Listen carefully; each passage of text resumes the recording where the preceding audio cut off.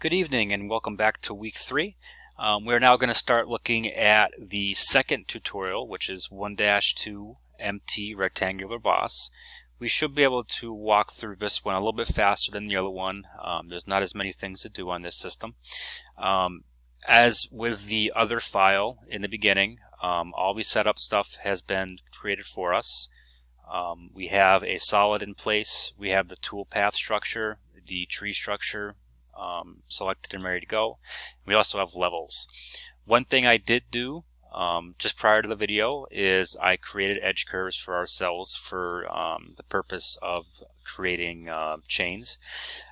If you are going to create edge curves for yourself, which I recommend you do, one thing you're going to want to do when you open the file, if you look down in the bottom corner, the actual file with the template was actually set up in 2D mode at the bottom, meaning it would only generate edge curves on the Z0 surface, so it wasn't actually creating anything on the envelope of the solid.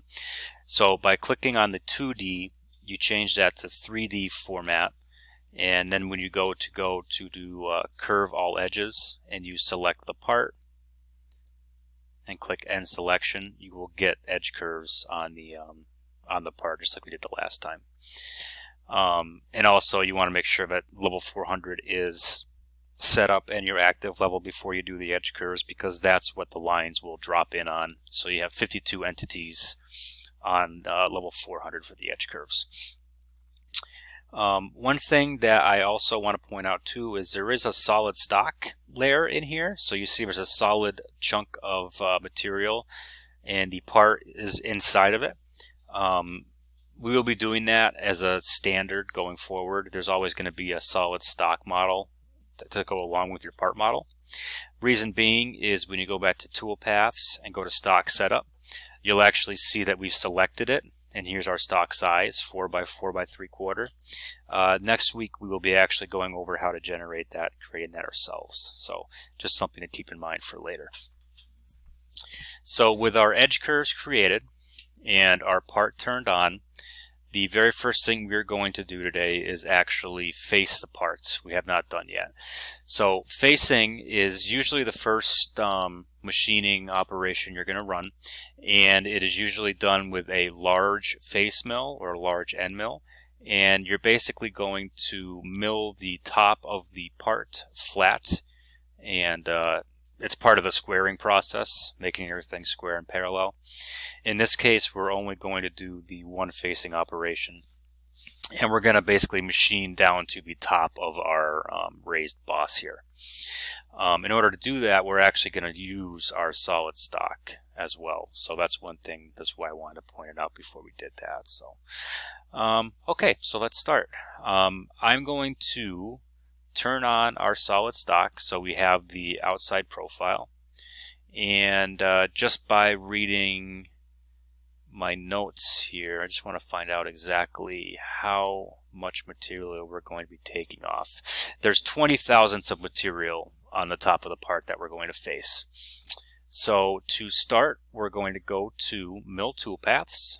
I'm going to make my Toolpaths tab active so I can see the tree. Make sure my Insert tab is under G54 right on the top. We're going to go up and we're going to use facing. One thing I want to point out is if you do drop down the expand gallery button, there are more milling operations in here. These 4 are not the only ones, and these are just the 4 most common for the most part. So let's click on face. Now we've entered our chaining dialog box. In this case, since we don't have wireframe on the outside of the solid, that's why I made this visible. I'm going to go ahead and use the 3D solids pick, and rather than picking lines like we did the last time, I'm actually going to select the solid face and use that as our chain for facing. If you didn't get a chance to turn on the level for solids, if I didn't mention it to you, I may not have, go ahead and go into levels and then turn on level 300, which is the solid stock block. So now we have that selected. I'm going to click OK, and we are now in the facing dialog box. we're going to go to Tool. We're going to select our 2.5 inch roughing face mill. The comment for this is going to be face to clean. And we'll put in the amount we're taking off to. So we'll put 20 thousandths removal. Why not? It sounds good. We're going to skip by the holder again, per usual. Now for cut parameters, we'll talk a little bit about what we're looking at here. So overlap is just like step over for end mills. So if you are cutting in a certain direction, if you look at these pieces here, say you're looking at this graphic, the distance between these cutting paths here would be the overlap. So if we're going to machine, every pass is going to machine 3/8 of an inch and then shift 3/8 of an inch until it completely machines the part. And then there's also a maximum step over here. So there's also, under style, there's zigzag, one way, one pass, and dynamic. As you change these styles, you can actually see the graphic change too. So for example, for one pass, if this part was only, was less than 2.5 inches in width, we could actually run the face mill across it in one direction and just complete it that way. In this case, we're going to use zigzag to start. And let's review. So our overlap of 15% is good. Approach distance of 100%, so that's kind of our lead in. So that means the end mill is going to start 2.5 inches away from the part and then feed into it. The same thing with the exit distance. We don't care if even number of passes is selected. High speed loops in between, which is good. These are all defaults. Nothing else to change here. We do want to make sure we're not leaving any stock. We want to finish because we're basically qualifying our Z0 level. And we're going to do it on one pass because 20 thousandths is nothing to a face mill. So no depth cuts are needed. Now clearance, we're going to be going in basically using the same values we had before. So our clearance is going to be 2 inches, absolute. Start and stop is checked. Our retract should be 25 again. Our feed plane can be 25 again. Top of stock. Now here's a good one. So top of stock is an absolute of 20 thousandths. That is because our G54 plane is on top of the part and our stock is actually positioned 20 thousandths above that. So if we come down here and we click on top of stock and actually select the top of that solid model, we can actually confirm that. And there's our 20 thousandths. You could also type it. Now since we're qualifying 0, and this is all based off of the WCS point, our depth is actually going to be 0 itself. So the tool is going to go to 0, 0, and when it makes the pass, it's going to remove that 20 thousandths of stock that is above Z0.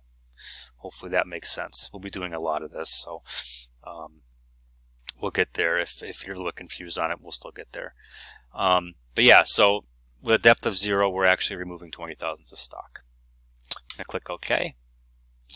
And now I am going to turn off the stock model in levels because we don't need to look at that anymore. And we are going to review the toolpath using backplot. So here's our face mill. It's going to make basically 2 passes. It's going to come across. It's going to arc over, come back down, and we can review the overlap as it's backplotting so we can see the entire top surface was cleaned. And now we've basically qualified the top of our part and made that Z0. I'm going to go ahead and save this. Just as before, we want to make sure that we try to do it after every operation because you already have seen it crash once if you saw it in the last video. So definitely keep saving your work. So we've backplotted that. We're in good shape. I've seen everything we need to do there. Now what we're going to do is we're going to rough the boss. Okay. So milling is divided into 2 general categories, roughing and finishing. We've already looked at this a little bit. Roughing emphasizes removal of material as quickly as possible.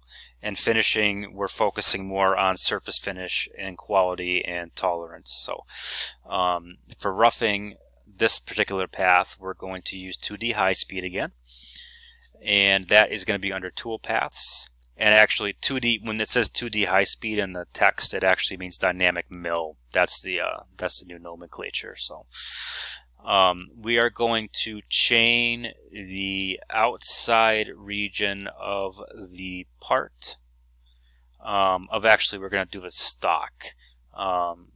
So let's turn the stock back on.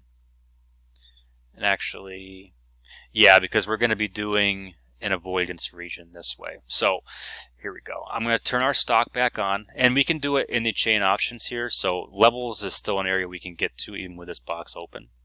So let's go ahead and turn the solid stock back on, and you'll see why in a second. So our machining region itself is going to be the entire stock block. Okay, we're going to stay inside of that region just as before, but then we're also, instead of using an air region, we're going to do an avoidance region so that we don't machine off the boss. So let's go to machining regions. We're going to go ahead and let's stay in the 3D solids pick. We don't have to use the wireframe if we don't want to. As long as you have edges selected, let's see if I click the edge of this, we should be able to get the whole block. Oh, no, we need to do a chain. That may be one reason why we do not, let's see, loop. That's what we want. We want loop turned on. So these are the same options, kind of. I had edges and faces turned on. What I'm doing right now is I'm turning faces and edges off, and I'm just using loop. So by using loop and selecting the outside box of the solid stock, you'll see that we actually get the chain kind of in the same exact way we get when we use 2D wireframe. So two different ways of doing the same thing, basically. I'm going to click OK. Going to click OK. And now I want to confirm that I have one machining region, which is correct. We want to stay inside. But now we also want to tell Mastercam what area we don't want to machine into. In order to do that, I'm going to turn off the solid stock, and I'm going to turn this boss into an avoidance region. Okay? So I'm going to go to avoidance regions. I'm going to select the cursor. And this time, let's do a C-plane pick. So I'll change it to wireframe. I will change the radio button to C-plane. I will make sure chain is active, and then I will go ahead and select the bottom of this boss, and it loops all the way around. So I'm telling Mastercam now that I do not want to machine into that region. So I'm going to try and machine between this area and that area. That's basically what we're telling Mastercam right now. Okay, that all looks good. So the top of the boss is a chamfer, but the bottom does not. So that's why I use the bottom.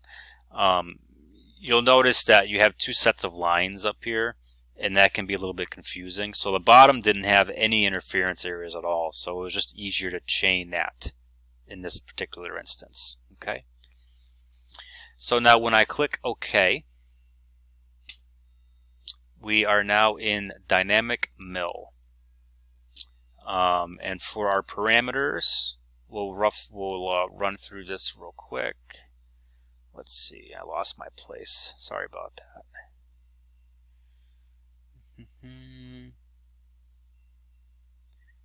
We chained all of that. I just want to make sure I'm telling you the right parameters based off of what we're reading here.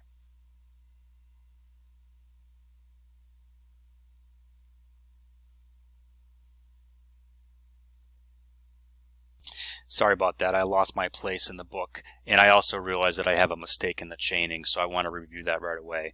We're actually going to go from outside, not from the inside. The way we're going to machine this part is the tool is actually going to get down to its Z level and feed in from the side, and that means we have to allow it to come in from the outside. If we did from inside, it wouldn't allow itself to go outside of the box that we selected, and it wouldn't come out right. So from outside is the chain that we're going to be using. Our tool is a 1-inch roughing end mill, tool number 3. Our note is going to be rough boss. We're going to leave 20 thousandths on the walls and 10 thousandths on the floor. So we have 20 thousandths X, Y, H, S, F, F, and 10 thousandths too for the Z, per the instructions and per the STCC SOP. We're going to skip holder. We're going to skip the stock, and then we're going to get to cut parameters. So our step over for roughing is again going to be 90%. We are going to be, let's see, stock to leave on the wall, so 20 thousandths, and floor is 10 thousandths. All the other defaults are good. We do not want any depth cuts. Our entry motion is irrelevant because we're going to be feeding in outside of the part, so we're not going to be feeding into material. There is no breakthrough. In our linking parameters, clearance of 2 inches per usual, clearance only at start and end. Retract and feed plane are both 1/4 inch absolute. Top of stock is 0 because we've faced it already, so we've established 0. And our depth is -0.19, which can be confirmed by clicking on the solid geometry there. Okay. From this point on, I am all set with all that information, and we are good to go. Linking parameters, and then we can back plot this. So I'm going to click OK. I need to regenerate my toolpath because I actually already had mine started. And then we can go ahead and watch the preview.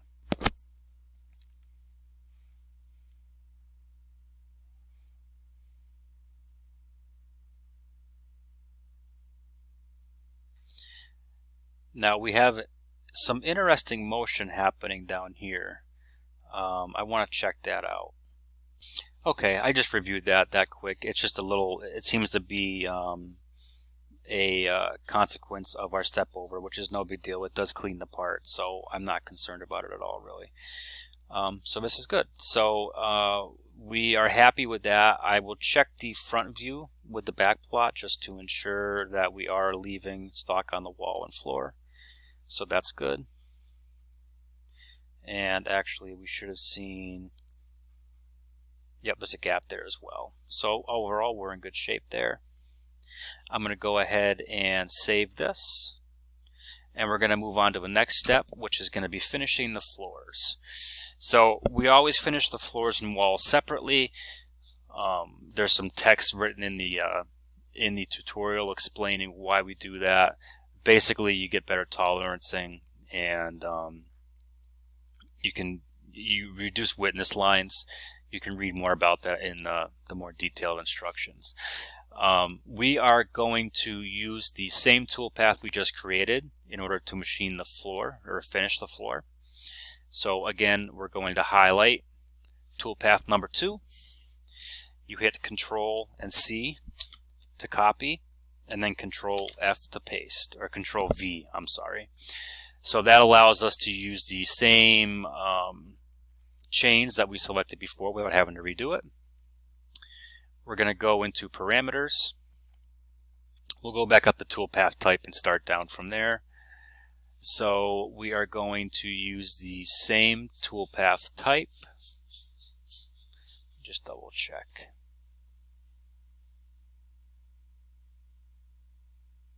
Actually, yeah, that's what I was curious about. So we're going to actually use area mill to machine the base, just like we did before in the previous tutorial. We're not going to do anything with the chaining. And we have a 5/8 finish end mill, tool number 7. We're going to select that. We're going to right click and reinitialize our speeds and feeds based off of that tool. And for the comment, I'm going to make it simple. I'm just going to say finish machine floors. Make it a little bit easier to follow. Now we're going to skip the holder and stock. We then cut parameters. The most important thing, we're going to use a 90% step over, similar to roughing, but we're going to remove the stock on the floors, so we're going to do that at 0. And stock to leave on walls, we actually are going to take 10 thousandths off, so we'll leave 10 thou for finish. still. So there's still going to be 10 thou on the stock when we're done. That's all good. We don't need any depth cuts or transitions or motion or breakthrough. The only thing we want to check is linking parameters and make sure that we all still have the same values, which we should. It all looks good.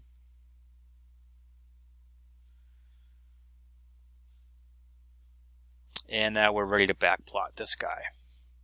I'm going to click OK. This toolpath should look very similar. However, there will be more paths because we're using a smaller end mill. It's got a little bit different motion to it, so that's what the area mill did.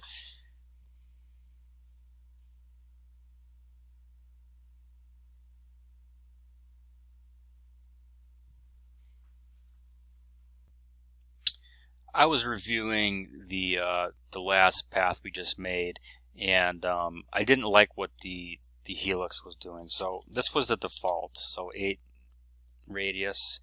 And what you may see on your file as you run the backplot is that it kind of feeds over here off the part. You see that? I don't know why it was doing that initially, but the way I decided to change that is by going into parameters and changing the transitions from entry helix to profile ramp. And what that actually did was it changes the entry strategy of the part or of the tool so that it actually ramps down through the bottom. And it's always, so your tool is always engaged with the part. It's not circling off in empty space.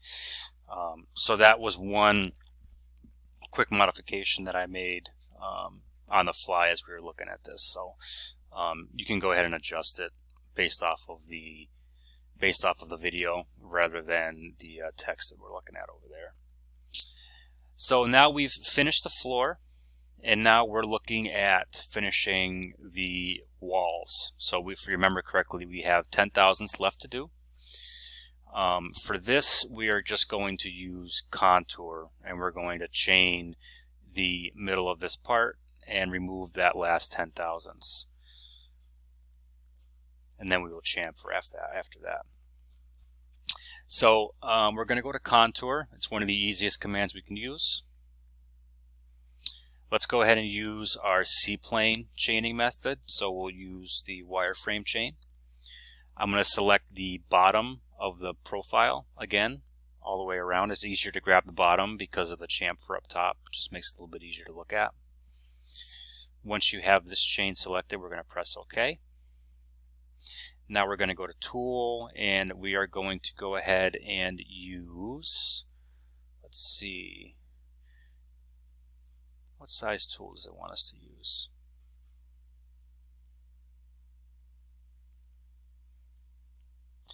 Okay, we're going to be using that same 5/8 finished end mill. Again, that's tool number 7. For a comment, let's go ahead and say finish boss walls. We want to reinitialize the speeds and feeds on this. It's good shape. So we're going to skip holder. We're going to go to cut parameters. And inside of our cut parameters, we are going to, having a hard time following this, our wear compensation based off of the information we learned about the previous during the previous tutorial. We're not going to have any stock to leave on the walls or floors. All of our defaults are good. We're going to skip depth cuts. We're going to do it all in one pass. Our lead in and lead out, we're going to modify it the same as last time. So we're going to turn off gauge check, enter and exit at midpoint. Entry is good. We're going to stay with, we're going to actually go,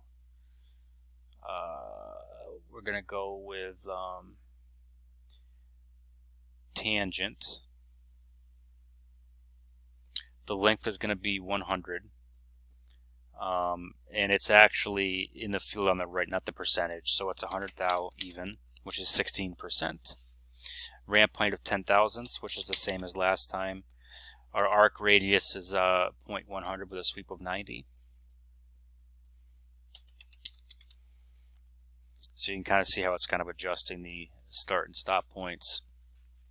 And our helix height is 10. So that's the Z height that it uses to ramp out away from the material. And then we're going to send all that information to the lead out, which is what we kind of messed up last time. So each one, lead in and lead out, are equal by clicking the double arrows and shipping it over there. We're going to skip breakthrough, add multipass, no tabs, and inside of linking parameters, we just got to do our normal defaults. So 2-inch absolute, use clearance, absolute feed plane, absolute retract, top of stock of 0, and our depth should be negative 0.19 again, absolute. So once you have all of those values, we are okay to close this, and we are going to go ahead and backplot that to check and see what our profile looks like. So we actually are on the wrong side of the line, which is fine. This is actually a good way to find out. So we need to change the cut direction of our chain, or we can also change it in another area, but let's start with this. So you see how when I go to open up contour, I go to geometry, the small arrow is pointing to the inside and the long arrow is pointing down towards in the X direction away from us. What we need to do is we need to change it so that the small arrow is on the opposite side of the chain. We can do that by highlighting chain 1, right clicking, and we can hit change side, I believe. There you go, change side. So now the cutting edge, or the cutting side of our chain, is on the outside of the profile. Now when we run this, you can see that the ML is on the right side again. And that happens occasionally. You're going to have to do that every once in a while, depending on how you pick and what your compensation type is. Excellent. So now the last thing we need to do is chamfer the top of this boss. So in order to chamfer the top of the boss, the other way we can chain this is kind of frustrating. So I'm going to actually have us do this a different way than the written material states. What I'd like to do is what we need to do is isolate the bottom area of the wireframe here. So what I'd like everybody to do is go to Levels command, the Levels tab, and turn off the part for a second. And what we're going to do is we're going to actually clean this chain up a little bit so it's easier for us to select what we need to. The trouble that we have is these intersecting lines give us a lot of issues when we're trying to get a full chain to go all the way across. So what I'd like to do is just go ahead and get rid of those lines.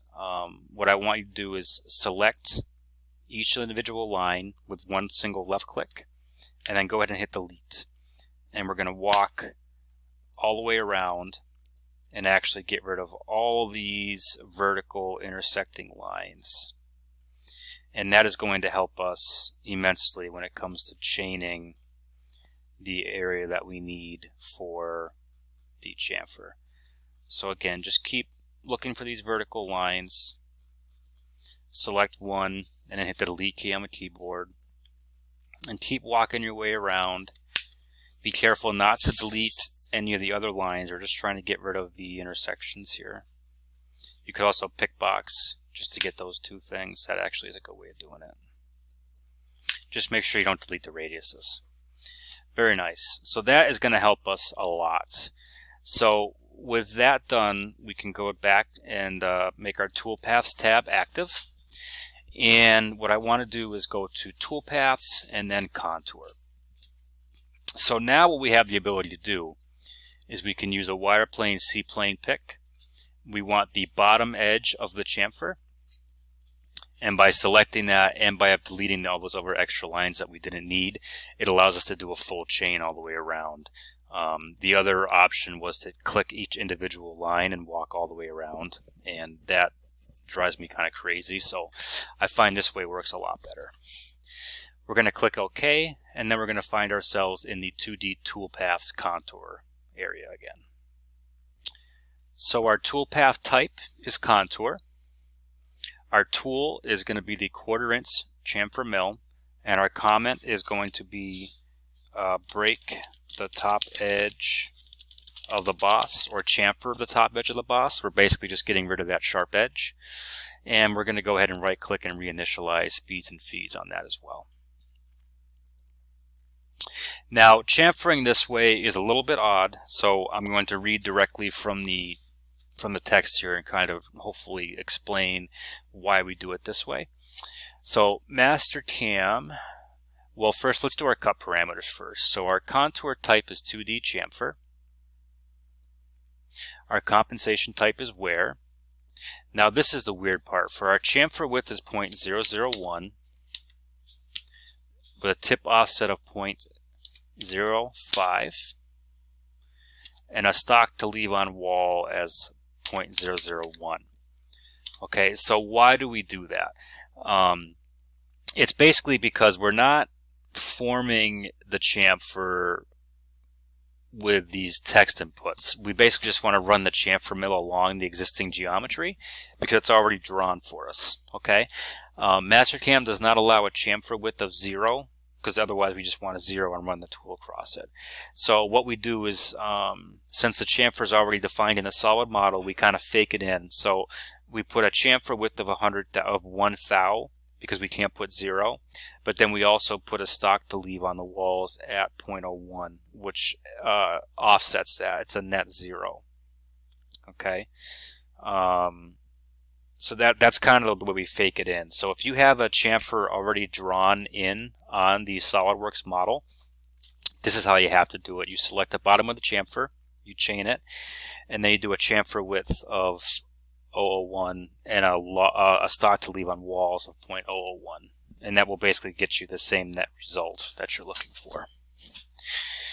We're not doing any depth cuts, and our lead in and lead out is going to be the same that we have been doing. So it's a length of 0.100.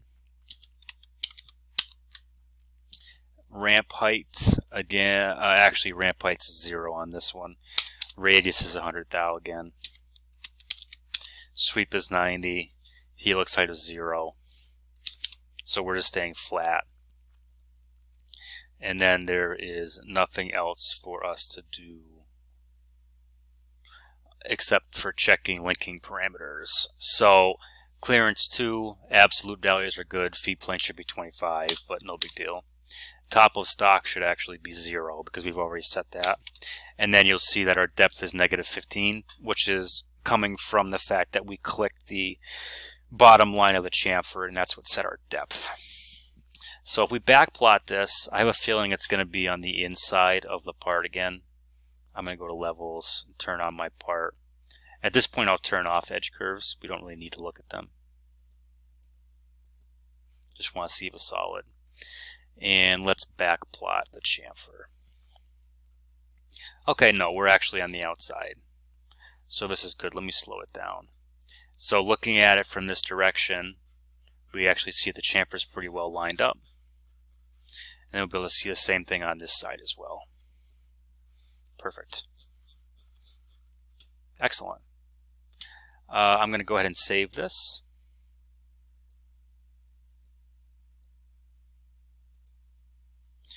And now we can use the solid verify just to make sure that we've done everything we needed to. So I'm going to highlight the Op10 G54. I'm going to click the verify button, and then make sure color loop is on, which it is, and then let's just check it out. Looks good. Now my facing op didn't seem to do it, either it didn't catch it or the facing op did not do what it was supposed to. Let me slow this down. It could also be that the stock is not, oh no, there it goes, it was just going too fast. So good, excellent. So that is the completion of this tutorial, and that's actually the end of week 3's tutorials. Okay, so you're now ready to go to the lab component, make sure you submit these 2 tutorials that you've done today. And now what you're going to do is go over to the lab Blackboard and complete those other 2 labs. And again, I understand this is a lot of work this week. This is a major milestone in the learning process, so you've really got to nail this stuff pretty good before we can move forward. The next weeks are going to be a little bit lighter on material. At least there won't be as many files, but there will be some more background videos that I produce that show you how to do more setup type stuff, and that will continue to reinforce the some of the milling practices that we have been working on this week. If you have any questions, feel free to use the forum and email me directly. And otherwise, turn that work in. I look forward to seeing it and reviewing it. And enjoy the rest of your week. Thank you very much.